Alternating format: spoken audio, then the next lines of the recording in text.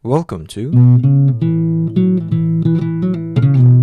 Kuya Real Talks Podcast. Bini once said, buhay ay di karera.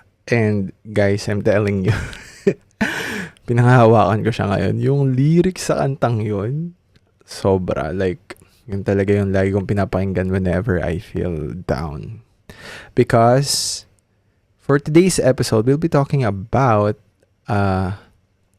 me stopping in school or taking a gap year, or should I say gap years. But before we proceed to our episode, I'll be telling you guys na I'll be speaking more in English in this episode because I'm challenging myself na maging more comfortable in speaking in English, because I noticed some previous episodes ni Kuya Real Talks ay kapag nag-i-speak ako ng English, sobrang heavy ng words.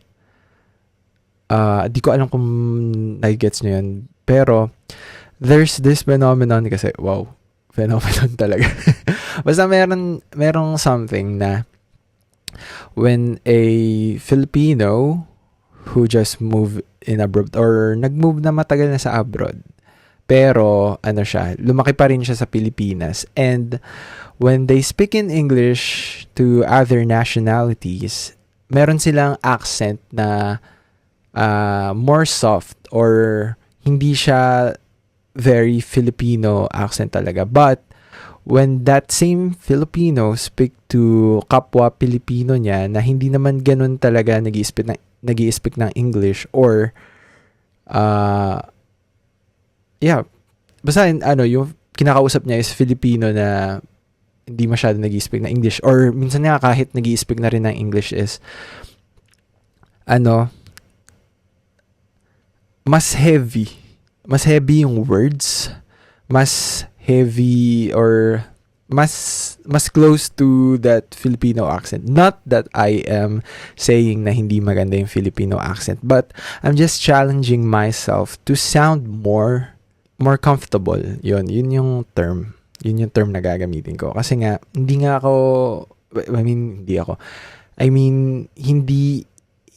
ganun yung way ko ng pag-speak sa other nationalities. It's more soft talaga.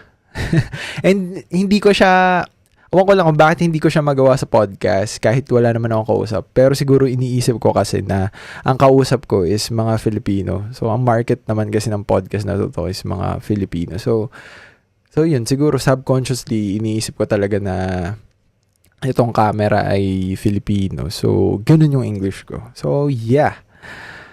Yun lang naman. So, I'm not being maarte, guys. Okay, let's stop that stereotype or stigma na when a Filipino has a different accent, nagmamaarte sila.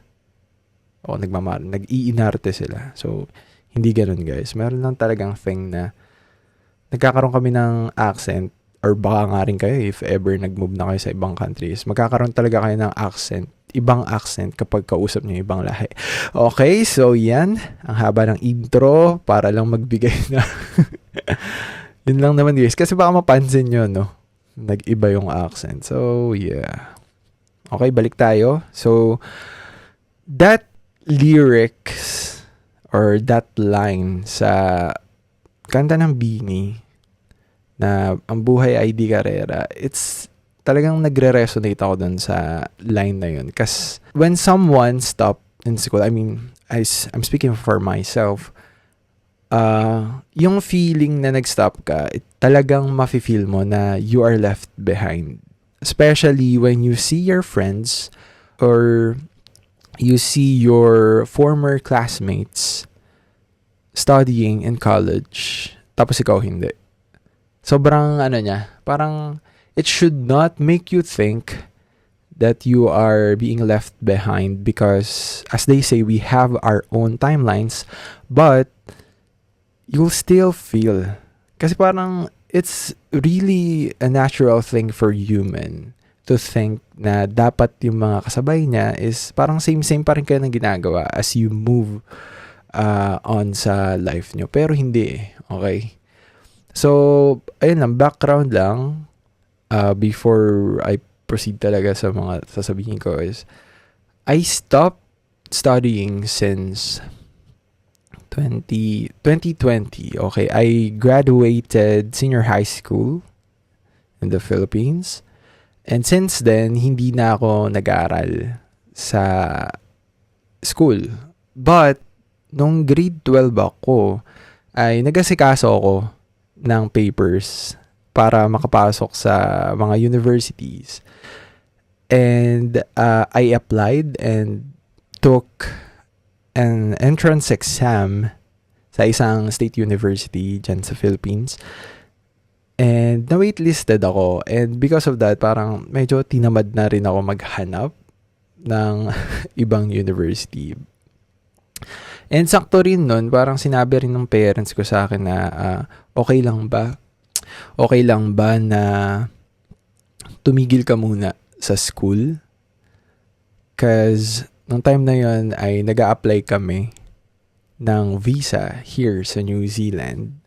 And at the same time, my sister was also studying in college in Batangas, which is a university na talagang pricey, expensive. So, parang pumayag din naman ako kasi ang sabi lang naman nila is 1 year lang naman, 'di ba? And I had plans kung ano gagawin ko dun sa gap year na yon. So, yeah, pumayag ako. Then ayun. And since then, hindi na ako nakapasok. So, 4 years na akong stop. Ba't ako natatawa? Pero, wala lang. Natatawa lang ako sa trajectory ng life ko because this is not how I imagined my life would be. I mean, diba? So, yeah. So, for those people who's listening and we have the same situation na hindi pa tayo pumapasok, I would like to say na it's fine. Parang napakadaling sabihin, no? But at first, it would really feel na yun nga, left behind ka. Tas feeling mo everyone is leveling up while you stay in that level. And there will be times na when you speak to them or kung nagsama-sama kayo, syempre, mag-share sila ng mga experiences nila. Okay, I remember they were talking about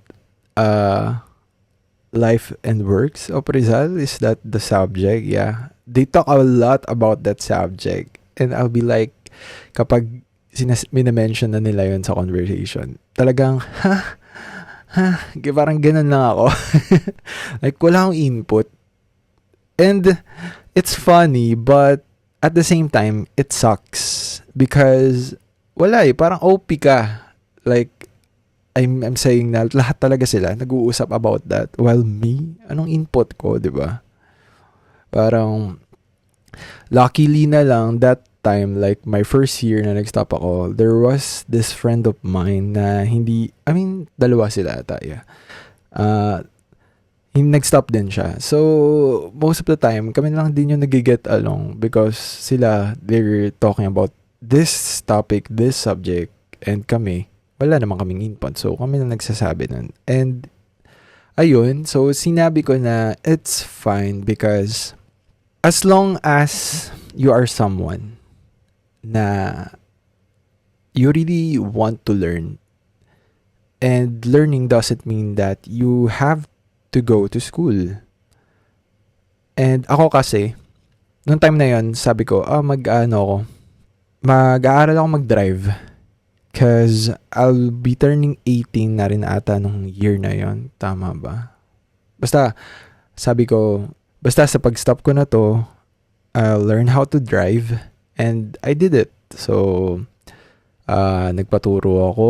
I got my student license. Then after a month, I got my non-professional license. So, why am I sharing this? I'm sharing this to you guys because ang na-realize ko ng mga panahon na yan na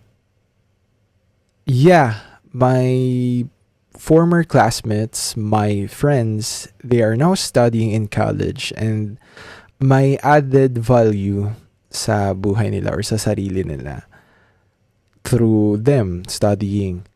And sinabi ko rin naman sa sarili ko na, yeah, kayo, ginagawa nyo yan para maging magaling kayo, para maging professional. And me, I'm doing something din na mag-a-add sa mga skills ko. And I do remember, nag-aral din akong mag-finance, mag-manage ng pera ko noong mga panahon na yun.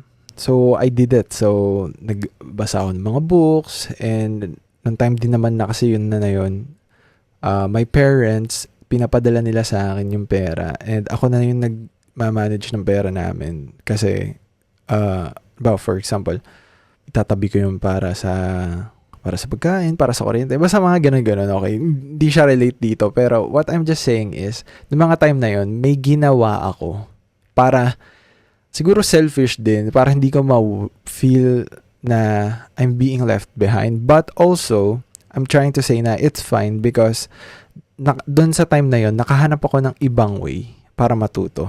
And isa sa mga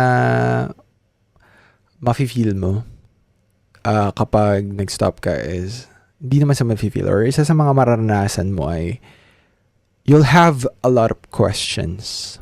And these are some of the questions that I ask to myself. Ang tanong na to ay, are my friends better than me? Are my friends doing better in life? Because again, it's a question na really compares myself to my friends. And nakakatakot siyang isipin kasi in a way, parang well, hindi naman, pero para kasing, 'di ba, pag nagtanong ka ng gano'n na mas better ba sila sa akin? Parang ang sama niya, ang samang pag-iisip.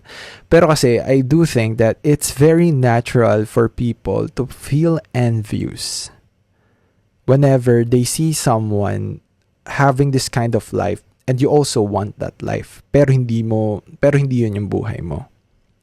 So yun, na-feel ko talaga siya ng mga time na yun, and I ask so much, parang ganon, na lahat nga sila nagpa-progress sa buhay while me, I'm stuck, tas wala akong answer na yun. So eventually I find answers sa mga question na yun. And my answer is, hindi siya direct na answer. And it's a very cliché answer, and I think na you've heard it many times na from other people, na the answer is, you have your own timeline. So bakit ganun yung sagot, diba? Ang tanong ko ay, better ba sila sa akin?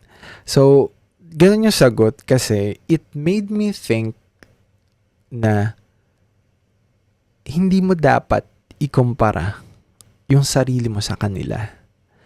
And yeah, yung buhay ko is not in default na kasi it's parang sa mga Filipino, ang default na buhay ay at early age mag-aaral ka hanggang makagraduate ka sa college.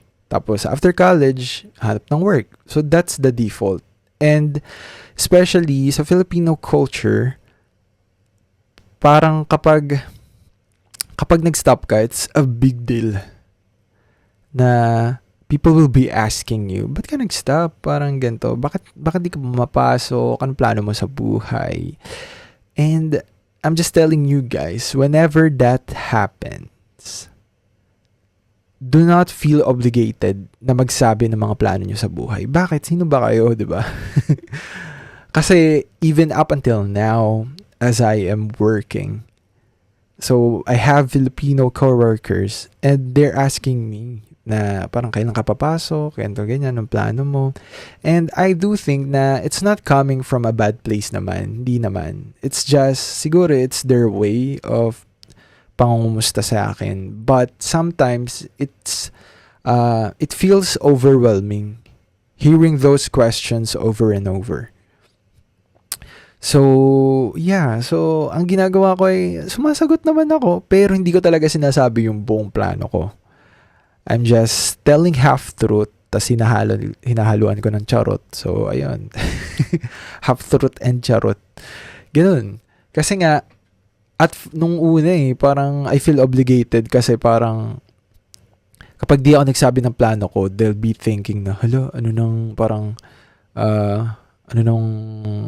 mangyayari sa buhay nito? Pero, na-realize ko naman na, like, yun nga, sino ba kayo? Parang, are you feeding me? Are you paying my bills? 'Di ba? So, yun nga, parang unti-unti, iniisip ko na hindi ko kailangan sagutin yung tanong mo. Okay? Parang, buhay ko to. I have my own path. I have my own timeline. And so as other people. So, yun lang naman. I'm just saying this kasi hindi siya madali. Hindi siya madali na lagi mo siyang naririnig. Even though that you are familiar and you're used to hearing that question, the feeling stays the same. Na parang you are put in a spot and you have to answer all their questions. Because if not, you would feel like wala kang kwenta. Okay na para bang pariwara ka, na wala ka ng patutungan sa buhay. Pero it's not, guys. Especially ikaw na nakikinig, na nag-stop din, you should not feel that. Okay, you should not feel obligated. And yeah, balik tayo dun sa feeling envious. Cause it's very natural na ma-feel na mainggit ka sa mga taong nabubuhay sa buhay na gusto mo. But what I'm saying is hindi naman sila parang hindi ka na pag-iiwanan. But I'm telling you na mapag-iiwanan ka if you don't do something sa buhay mo while you are taking a gap year or gap years. Kasi I do believe na these people who are studying right now, kaya sila nag-progress sa buhay or nagle-level up because they are showing up every day. Them entering the school, being attentive, doing this exams, quizzes, and projects, it's their way of showing up every day. And ikaw, paano ka mag-show up every day? For me, I do think na ang gagawin natin para mag-show up every day is we will plan our life. Like, ngayon na nag-i-stop ako, I'll be studying this skill. Cause guys, it's not an excuse na hindi ka makapag-aral ng skill na gusto mo. Cause we're living in the age of information na nga, diba? And we have this YouTube University, which is, feeling ko scholar ako. Kidding aside. Hindi na excuse na hindi ka makapag-aral ng mga skill na gusto mo. I'm not saying na, for example, gusto mo maging doctor or gusto mong mag-surgery. Siyempre, kailangan mo talaga mag-aaral. Pero what I'm saying is, yung mga ibang skill na kaya mapag-aralan sa bahay, na kayang mapag-aralan kahit wala kang teacher, it's possible. The only thing that you have to do is show up every day. Put some effort sa bagay na ginagawa mo and really focus. And I will be telling you guys na magugulat na lang kayo na one day you have all these skills na just because tinuturuan mo yung sarili mo. Okay, you're searching, you're watching these videos, trying these things. So yeah. So yun na, basically yung sinasabi ko nga na if you really don't want to feel that you're being left behind, you should also do something that will add value sa'yo, sa buhay mo. And example ko na ngayon is mag-aral ka ng mga skills. And those skills, I do think na nagagamit ko siya ngayon. I'm grateful din na tumigil ako kasi if di ako tumigil, siguro hindi ko malalaman na I have this potential to do these things. And ikaw, para di mo ma-feel yan, or para hindi ka pa ulit-ulit sa mga questions na yan. The first thing is, kailangan tanggapin mo na ayan yung life mo. Okay. Para, ano ba yung term? Nawala yung term The term is, Recognize ba? No, it's not the term. Basta, what I mean is, acknowledge na yan yung life mo. Okay, that's the first thing. Now, the second thing is, ask yourself, but not the questions na, mas magaling ba sila sa akin? Or, napag-iiwanan na ba ako? Not those questions. Ask yourself, what should I do to add value sa life ko? And what should I do to upskill? Yun yung mga questions na dapat mong tanungin. Because if you find answers to those questions, you'll be able to do great things. And the third thing is, kapag nasagot mo na yung mga question na yun, show up every day. Show up every day even though you feel na hindi ka nagpa-progress. Kasi unlike school, meron silang basehan diba? Meron silang grades na lalabas every end of semester. Makikita nila kung they did well sa subject na to. And for you naman, masyado malawak Depende yan sa ginagawa mo. But you will see na nagpa-progress ka if you really observe yourself. Halimbawa, for example, you have this skill and you produce something out of this skill. Tapos tinitingnan mo, okay, kapag ginawa ko ulit to, dapat ganito yung gagawin ko. And eventually, makikita mo na you're getting better. And also, you have friends naman siguro na to ask na, guys, sa tingin nyo ba okay to, ganito, ganyan, because I'm trying this thing and I need your comments, or parang pwede kayo magbigay ng suggestions. Parang, ito mga simpleng bagay lang naman to na simpleng paraan para malaman mo na you're getting better sa ginagawa mo. So yun, kasi I'm just a firm believer na if you really want something to change in your life, first thing is i-acknowledge mo. Tapos, kapag alam mo na ganun yung buhay mo, you should do something about it. Hindi yung parang paulit-ulit ka sa cycle na to na, ganito na lang ba yung buhay ko. Now, I'm not telling you, or I'm not disregarding your feeling, because up until now, nafe-feel ko pa rin yan, at naiisip ko pa rin yung mga questions na yan. And I'm telling you guys, mahirap siyang maalis sa utak. But, constant battle. Kailangan mo siyang labanan everyday, those thoughts. And lalabanan mo rin yung mga sasabihin ng ibang tao sa'yo. Even your relatives, diba? They'll be asking you those questions.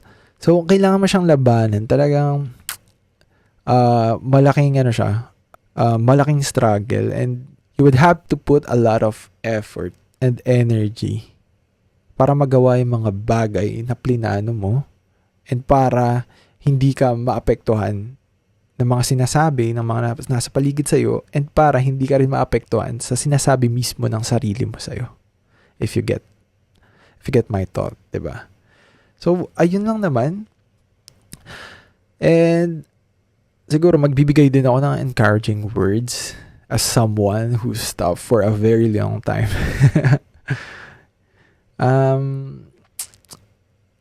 Siguro these words, it's not really encouraging. It's just, sa journey mong yan, if you think that you don't have someone who can relate to your struggles, I'm telling you, there is someone, and it's me. Add mo na ako doon sa mga nakakaintindi sa'yo na we have our own path, and naghihintay tayo na dumating yung time na makakapasok din tayo sa school. And I'm just telling you na hindi ka nag-iisa. What you're feeling right now was felt by many people. Di mo lang naiisip, marami tayong napagdadaanan to. And just hold on to yourself.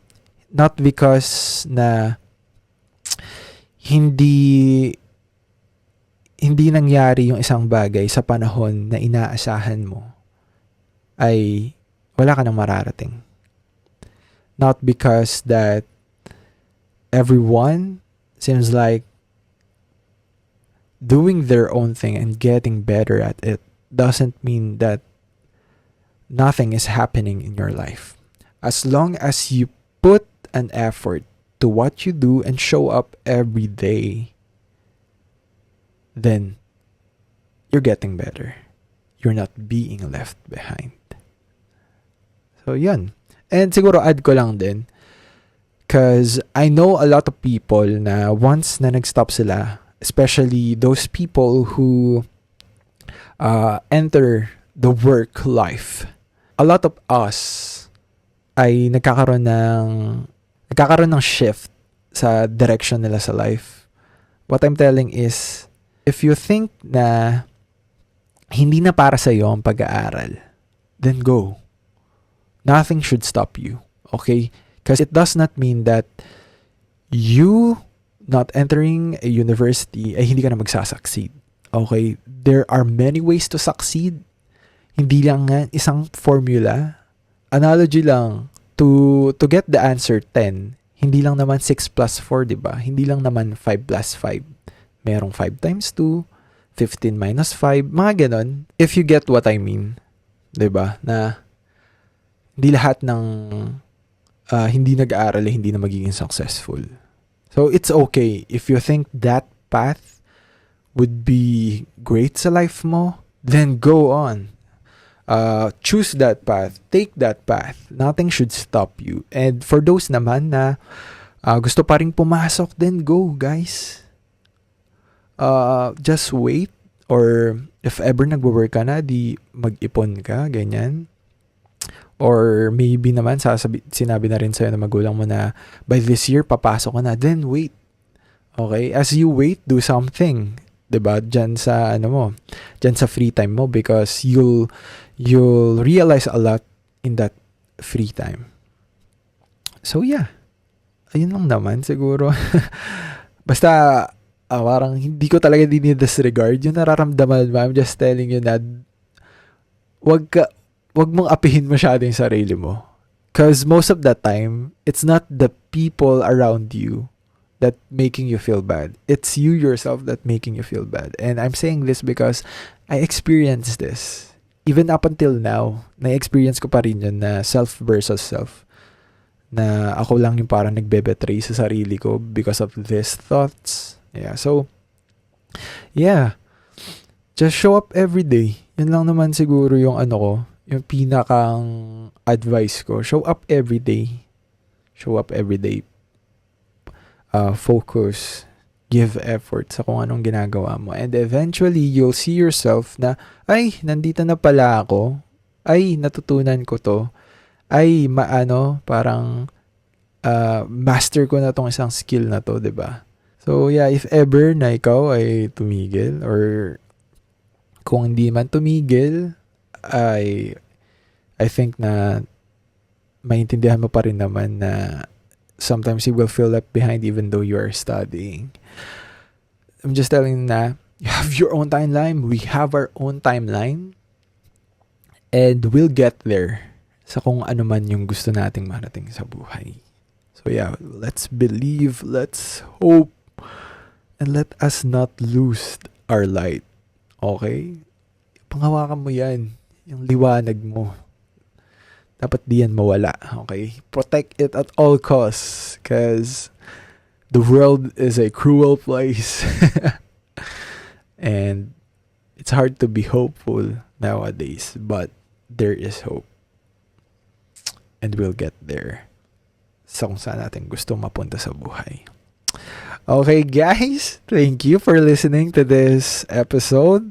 Ang haba ng episode na to. Feeling ko ang dami ka talagang input na sinabi, pero feeling ko nga kulang pa din eh. Feeling ko kapag nag-usap tayo about this is mas matagal pa. Pero ayun lang naman, parang ito lang naman yung gusto kong i-share. So yeah. Thank you for listening to this episode. This is Kuya Real Talks, and see you in the next episode. Bye.